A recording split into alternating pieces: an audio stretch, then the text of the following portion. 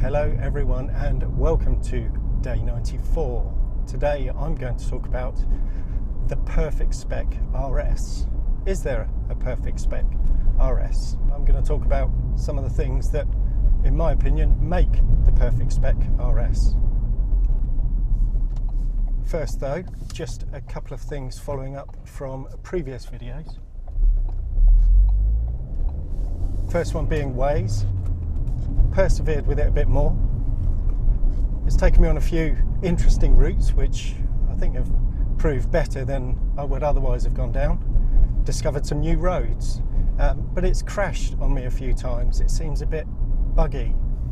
Also seems quite laggy the way the screen responds as you turn, and what I see on the screen always seems much further behind where I am in reality compared to when I'm on Google Maps or using the native Sync 3 nav.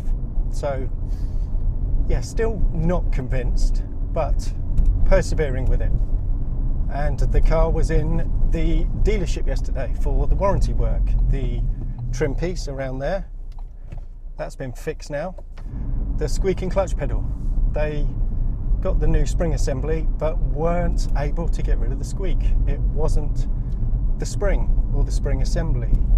They've isolated it down to the actual, what they refer to as the kind of the pedal box, the bracket that the clutch pedal is mounted on. One of the welds, it seems, is creaking. So I've not heard of that problem before. If anyone else has heard of that problem, I'd be interested to hear from you, so please do let me know in the comments below. But in all the time that I've had this car and I've been on the RS forums, not heard of that problem. So I've got a problem with the clutch assembly. They've got to have it back for 2 days, and that's happening in just over a week's time. They'll have it back and hopefully then replace it once and for all. It's just as well it's going back though, because that USB socket down there where they've done the trim piece is now not aligned. I haven't tried it, but looking at it, I don't think I'd be able to plug anything in there. So in what they did replacing the trim piece, something's got knocked out of alignment there, so they're going to have it back and sort that out. And one more thing before I get onto the perfect spec RS, MPG. Now at the moment I'm 27. Only filled up 18 miles ago, but when I did fill up, I managed to burn through an entire tank in just over 200 miles. Indicated 20 mpg, that calculated at, I think it was 19.3. So yeah, they like a drink. If you use your right foot and use the power and the grip and the traction that they have, you will get through some fuel. It's all good though, I'm quite happy with that. It's a lot of fun. So, on to the topic of this video. What is, or is there a perfect spec RS? If there is, what is the perfect spec RS? Well, the internet would have you believe there is one, and that's basically spend as much money as you can, have every option, and if you don't have every option, you've got a bad spec. Mine, apparently, is a bad spec. I don't have blue paint, the nitrous blue, I don't have the shell seats, I don't have the forged wheels, and that automatically, so it would seem, marks my car out as being a bad spec. Well, to everyone that says that, you're wrong, 100% wrong. Mine isn't a bad spec, it's the perfect spec. It's the spec that I wanted and it's the spec that I chose. So how can that be a bad spec? It might not be what everyone else would have chosen, but it's what I chose, it's what I wanted, and it's the perfect spec for me. Now, my car is a daily driver. I'm on 4,543 miles now. It does the commute to work and back every single day, ferries the kids around when the C-Max is in use, do trips to the dump, everything. Certainly not a garage queen. I bought this car to enjoy and drive, and the spec that I've chosen suits that absolutely perfectly. Full spec, fully loaded, that's something I hear a lot about. Got to have a full spec car. Well, the reality is with this car, you can't have a full spec car. That's a whole other video really, but you can't have everything. You can't tick every single box and have every single thing. So there is no full spec car. So what options did I choose then? What have I got on my car? Well, the first one is the Lux Pack, or Luxury Pack. That was the cruise control, privacy glass, keyless entry, the powerfold door mirrors, and the rear parking sensors. That's a nice thing to have. All useful things, although reality is I don't use the cruise control that much because I spend most of my time on roads like this. But yes, good value, great value, £1,000 for all of that. That was an easy one to choose. Painted brake calipers. I ticked the box on that straight away. Having had Brembo calipers on my Clio 200 that weren't painted, they just seemed to really attract brake dust and were quite difficult to keep clean.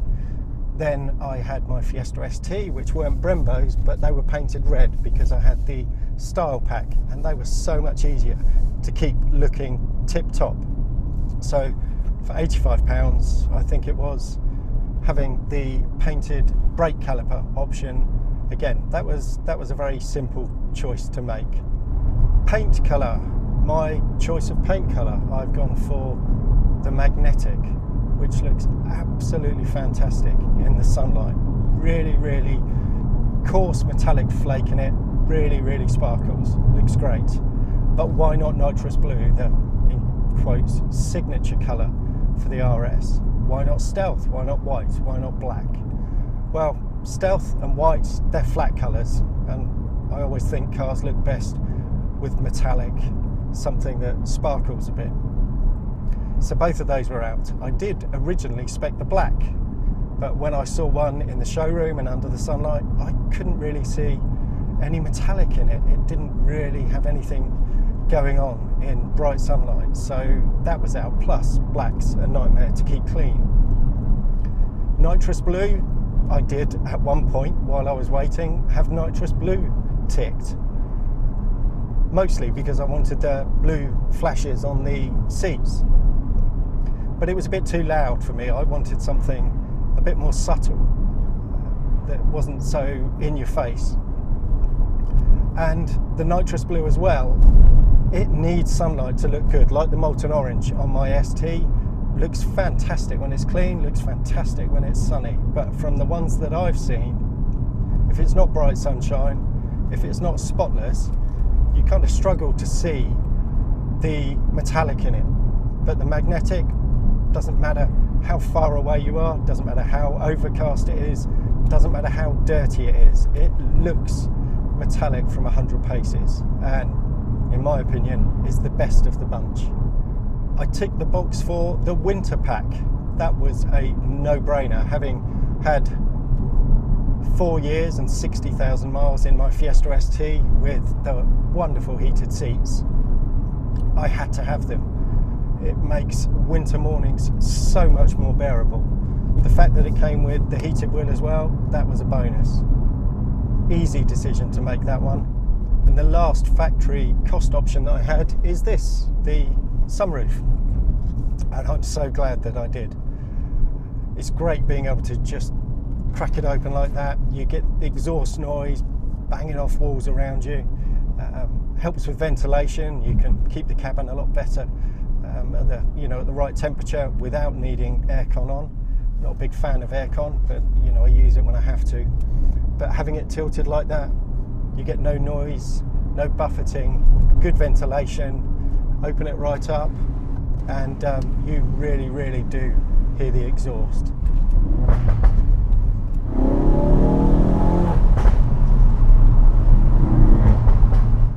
It's also good with the global opening and closing, opening all the doors and windows on the key fob.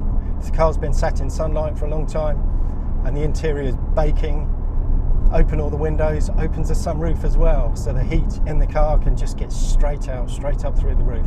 So it helps get the car a lot more comfortable, a lot quicker on a really hot summer's day. So why no forged wheels then? Why not the optional forged wheels, which are lighter? I think with black wheels you lose the subtlety that I was looking for. my car with the standard wheels and this paint, to most people it'll pass them by as just another Ford Focus. That makes me happy.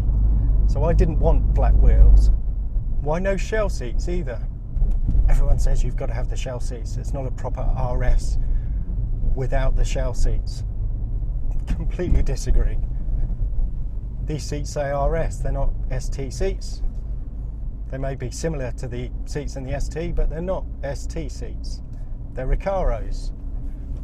And they're oddly a higher spec than the shell seats. The shell seats might cost more money, but you lose two side airbags, you lose the storage pockets in the back, you lose the height adjustment, you lose the ability to have them heated.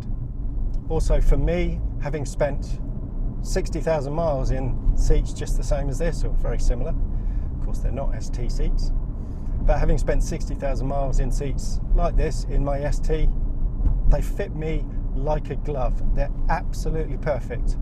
I've been on track many times in them. They're perfect for me. The right height, really well suited. I sat in the shell seats and yeah, too high for me anyway. I'm looking through the centre of the windscreen right now. When I sat in the shell seats, I was kind of right at the top, and with the sun visor down, almost had to duck down a bit to see through. And they're also quite a bit wider between the bolsters. I'm, snug in here. When I sat in the shell seats, I kind of had to move left and right just to fill the bolsters. So I think they're designed for, how shall I say, or more suited for the larger driver. They look fantastic. There's no denying that at all. If I could have them heated with airbags, some storage pockets on the back, maybe, could probably do without that, and some height adjustment, I would have happily paid for them, but there's no way on earth I was going to pay for some seats that sat me too high, that didn't fit me, that I couldn't have heated, and that had no height adjustment. And the added benefit of having the standard seats and getting the winter pack is that you lose those awful, nasty button blanks down there in the climate control panel.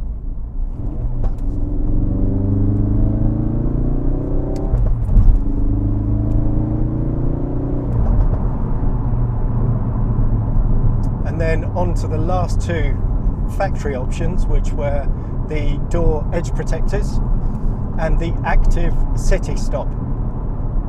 I have never felt the need for either of those. The edge protectors, fantastic idea by Ford, but only really a fantastic idea if every single car has them. They don't stop people opening their doors into yours. They protect the edges of your doors if you're in the habit of bashing them against things or not taking care.